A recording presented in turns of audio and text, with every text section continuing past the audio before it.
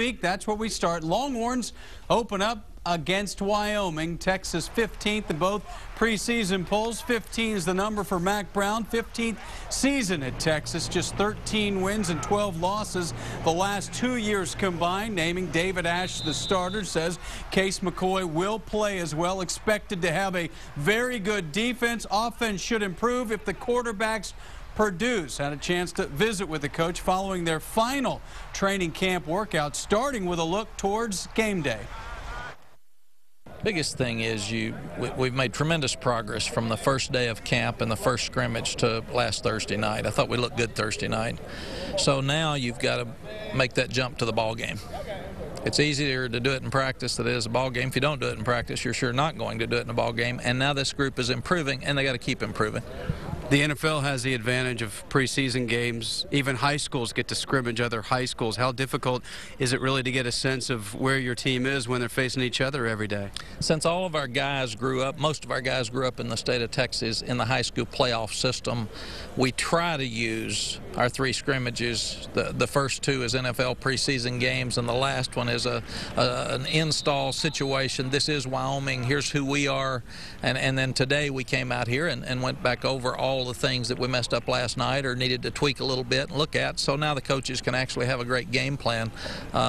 But I think that that's why there's so many upsets in the opening week of the season. You can't really think about who you're playing or anything else. More games are lost, Roger, in the opening game than are won, and they're usually lost because kids are tired, they're worn out because coaches have so much pressure and they work the kids so hard that they make mistakes. So they don't have that edge, they don't have that focus, and hopefully because we're in such great shape this summer, ours will have a little rest this weekend and can come in excited on Sunday.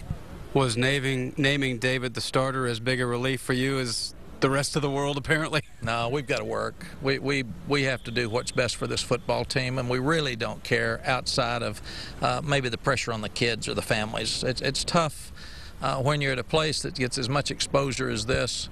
You don't want Case and David to be asked every day. You don't want their families to feel pressure from everybody saying, what's happening? Why won't they name him? And then in some cases you get camps, and that may affect the kids too. What we want is all Texas fans to be pulling for the guy that's on the field, and both of these guys have earned the right to play, and they've earned the right to start, and we just decided to go with David. He had a great scrimmage on Thursday night. Case has handled it really well, but hopefully next weekend they'll both get to play. That said, though, what's the line between confidence and knowing that you can make some mistakes and not having to look over your shoulder? I think if you're worried about not doing well as a quarterback, if you're not confident as a quarterback, you shouldn't have come to the University of Texas. I have to look over my shoulder every day like everybody else. You got pressure, Roger, people trying to get your job.